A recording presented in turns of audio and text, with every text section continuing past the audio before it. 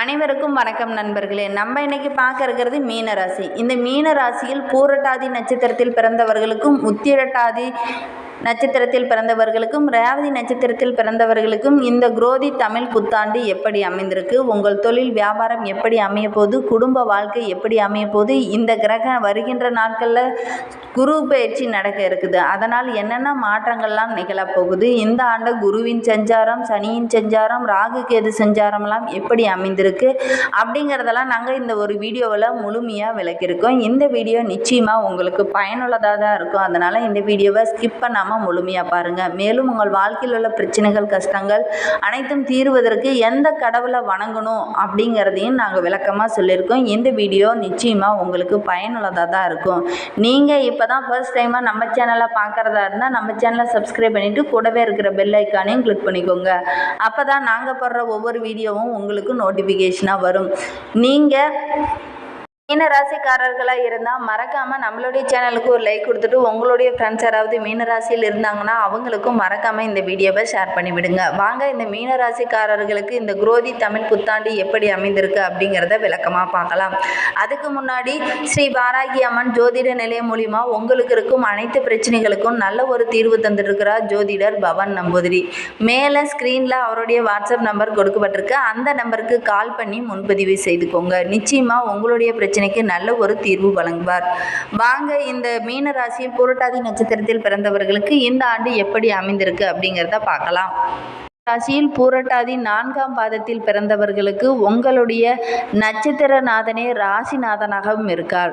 இந்த பாதத்தில் பிறந்தவர்களுக்கு சனி 12லும், ராகு சென்ம ராசியிலும், கேது 7லும், குரு தனஸ்தானத்தில் ஏப்ரல் 30 வரையிலும், மே 1 முதல் 4லும் சஞ்சரிப்பதனால் வீண் செலவுகள் அதிகரிக்கும்.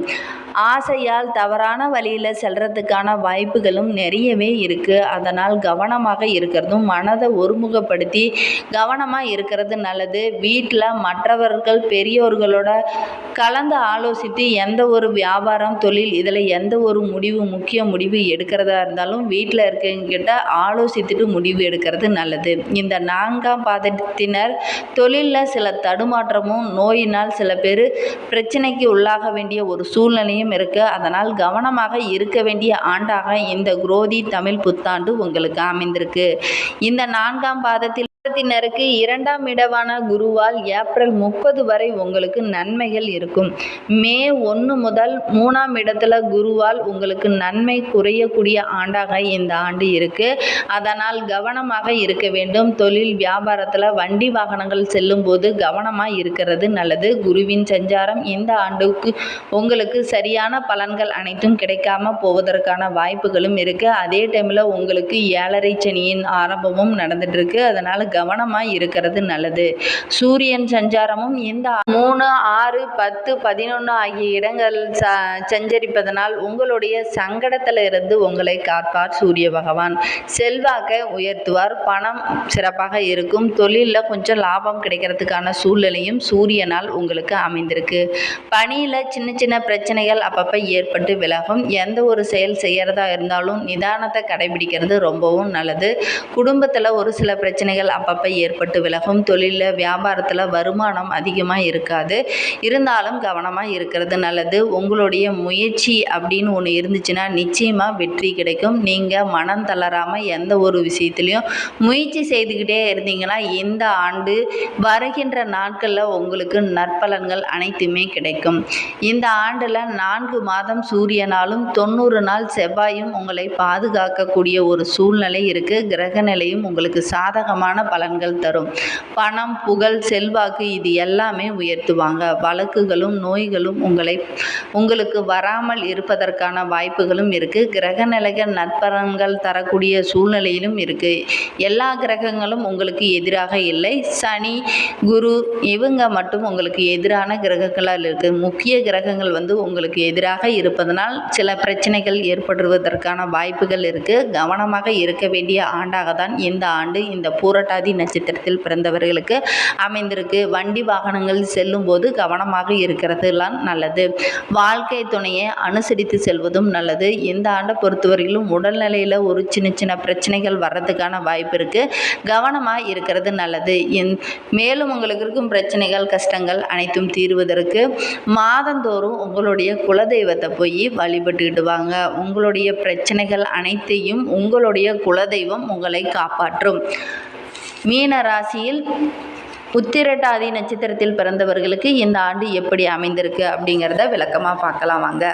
காரகனான சனி நட்சத்திரநாதனாகவும் தனக்காரகனான குரு ராசிநாதனாகவும் கொண்ட உங்களுக்கு ஜென்ம ராசிக்குள்ள ராகு, 7ல் கேது, 12ல் சனி, மே 1 முதல் குரு 3ல் சஞ்சரிக்கிறார். 7.5 சனி கட்டுக்குள்ள நீங்கள் வந்திருக்கீங்க. அதனால் கொஞ்சம் கவனமாக இருக்கணும். சில பிரச்சனைகளும் அலைச்சல்களும் எதிரிகளால் உங்களுக்கு இடையூறும் செலவுகள் உடல் நலத்தில் கொஞ்சம் கவனமும் இருக்கிறது நல்லது. ஏன்னா இதில் எல்லாத்துலேயுமே உங்களுக்கு பிரச்சனை வர்றதுக்கான வாய்ப்புகள் நிறையவே இருக்குது. அதனால் கொஞ்சம் கவனமாக இருக்க வேண்டிய ஆண்டாக இந்த நட்சத்திரக்காரர்களுக்கு அமைந்திருக்கு. ஜென்ம ராகு சஞ்சலத்தை உருவாக்குவார். எதிலும் எச்சரிக்கையாக இருக்கிறது ரொம்பவும் நல்லது. இந்த ஆண்டை பொறுத்தவரையிலும் சனியின் சஞ்சாரமும் உங்களுக்கு சாதகமாக இல்லை. நவம்பர் 4 வரையிலும் வக்கிரக நிலையிலும் 2025 பிப்ரவரி 27 மார்ச் 29 காலங்களில் அஸ்தமம் அடைந்தாலும் விரயச்சனியால் பாதிப்பில் இருந்து விடுதலை உண்டாகும். திட்டமிட்ட செயல்களில் லாபம் கிடைக்கும். பிரச்சனைகள் வந்தாலும் அதை சமாளிக்கும் சக்தி உங்களுக்கு கிடைக்கும். எதிர்பாராத அதிர்ஷ்டங்களும் உங்களுக்கு கிடைப்பதற்கான வாய்ப்பு இருக்கு. 2025க்கு அப்புறமா ராகு உங்களுடைய ராசிக்குள்ள, கேது உங்களுடைய 7ஆம் இடத்திலும் இருக்கும் நிலையில் செயலில் கொஞ்சம் தடுமாற்றம் ஏற்படும். வீண் அலைச்சலும் அதிகரிக்கும். தொழிலில் வியாபாரத்தில் அப்பப்போ சின்ன சின்ன நெருக்கடிகள் எல்லாம் ஏற்பட்டு விலகும். சிலருக்கெல்லாம் பின் விளைவுகள், சில பேர்லாம் பழி வாங்குற செயல்களெல்லாம் போயிடுவாங்க. அதனால் கொஞ்சம் நிதானமாக இருக்கிறது நல்லது. குடும்பத்திலையும் ஒரு சின்ன சின்ன பிரச்சனைகள் அப்பப்போ வந்து விலகும். குடும்பத்தில் உங்களுடைய மனைவியுடன் மனவிட்டு பேசுங்க. பிரச்சனைகளும் மனக்கசப்புகளும் வர்றதுக்கான வாய்ப்புகள் நிறையவே இருக்குது. அதனால் முடிந்த அளவுக்கு பிரச்சனைகளை குறைக்கிறதுக்கான வழியை பாருங்கள். எதற்கெடுத்தாலும் வீண் வம்பு வாதங்களை தவிர்க்கிறது நல்லது. குருவின் சஞ்சாரம் ஏப்ரல் 30 வரையில் 2ல் சஞ்சரிக்கும் குரு உங்களுடைய முன்னேற்றத்தை உண்டாக்குவார். அதுக்கப்புறம் மே 1 முதல் 3ல் குரு நெருக்கடியை ஏற்படுத்துவார். தனித்து விடப்பட்டது போல் இருப்பீங்க. எல்லாத்துலேயும் ஒரு ஈடுபாடு இல்லாமல் செயல்படுவீங்க. அதனால் ரொம்ப மன வருத்தத்துலேயும் மன குழப்பத்துலேயும் இருப்பீங்க. தவறாமல் நீங்கள் வெள்ளிக்கிழமை தோறும் அம்மனை போய் வழிபட்டுக்கிட்டு வாங்க. உங்களுடைய மனக்குழப்பம் மனோதைரியம் அனைத்தும் அதிகரிக்கும். அம்மனை மறக்காமல் வெள்ளிக்கிழமை அன்னைக்கு போய் நல்லெண்ணெய் தீபம் ஏற்றி வழிபட்டுட்டு வாங்க. நிச்சயமாக உங்களுடைய வாழ்க்கையில் உள்ள பிரச்சனைகள் அனைத்திற்கும் நல்ல ஒரு தீர்வு கிடைக்கும். மீன ராசியில் ரேவதி நட்சத்திரத்தில் பிறந்தவர்களுக்கு இந்த ஆண்டு எப்படி அமைந்திருக்கு அப்படிங்கிறத பார்க்கலாம். கல்விக்காரகன் புதனை நட்சத்திரநாதனாகவும் ஞானக்காரகனான குருவை ராசிநாதனாகவும் கொண்ட உங்களுக்கு பிறக்கும் குரோதி ஆண்டில் ராசியில் 2ல் சஞ்சரிக்கும் குருவால் எத்தனை சங்கடங்கள் வந்தாலும் அவற்றையெல்லாம் எதிர்கொள்ளும் சக்தி உங்களுக்கு இருக்கும். அதனால் இந்த ஆண்டு நல்ல ஒரு முன்னேற்றம் ஏற்படும். மே 1 முதல் குரு 3ல் சஞ்சரிப்பதனால் உங்களுடைய முயற்சிகளுக்கு கொஞ்சம் இழுபறி ஏற்படும். விரயஸ்தானம் என்னும் 12ல் சஞ்சரிக்கும் சனியால் தேக்கமும் வருமானமும் குறையறதுக்கான வாய்ப்புகள் அதிகமாக இருக்கின்றது. 1ல் ராகுவும் 7ஆம் இடத்துல கேதுவும் உங்களுக்கு நெருக்கடியை அதிகரிப்பாங்க. அதனால் கவனமாக இருக்க வேண்டிய ஆண்டாக இந்த குரோதி தமிழ் புத்தாண்டு இந்த ரேவதி நட்சத்திரக்காரர்களுக்கு அமைந்திருக்கு.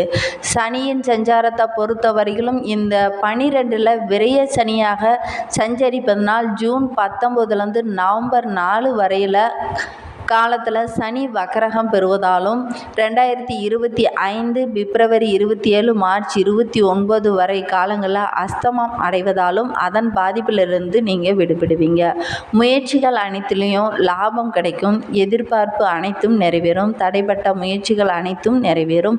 பணவரத்தும் அதிகரிக்கும். சொத்து சேர்க்கையும் உண்டாகும். பணியில் சில முன்னேற்றமும் ஏற்படும். வெளியூர் வெளிநாடு செல்லலாம் அப்படின்னு காத்துட்டு இருந்தவங்களுக்கு இதெல்லாம் செய்வதற்கான யோகமும் யோகமும் இருக்குது. ராகு கேது சஞ்சாரத்தை பொறுத்தவரையிலும் இந்த ஆண்டு ஜென்ம ராகுவும் சப்தம கேதுவும் அலைச்சலை அதிகரிப்பாங்க. பிரச்சனைகளை ஒரு சில இடத்துல வர வைப்பாங்க, சிந்திக்கவும் வைப்பாங்க. நண்பர்களுடன் சில கருத்து வேறுபாடுகள் அப்பப்போ ஏற்பட்டு விலகும். குழப்பங்களும் பயமும் வேண்டாம். கொஞ்சம் மனதை தெளிவாக வச்சுக்கிட்டிங்கன்னா நிச்சயமாக இந்த ஆண்டு உங்களுக்கு நற்பலன்கள் அனைத்துமே கிடைக்கும். உங்கள் வாழ்க்கையில் உள்ள பிரச்சனைகள் கஷ்டங்கள் அனைத்தும் தீர்வதற்கு புதன்கிழமை தோறும் புதன் பகவானை தரிசிச்சுட்டு வாங்க. உங்கள் வாழ்க்கையில் நன்மைகள் அதிகரிக்கும் ஆண்டாக இந்த ஆண்டு உங்களுக்கு அமையும். இந்த வீடியோ உங்களுக்கு பயனுள்ளதாக இருந்ததுன்னா நம்ம சேனலுக்கு ஒரு லைக் கொடுத்துக்கோங்க. Thank you friends.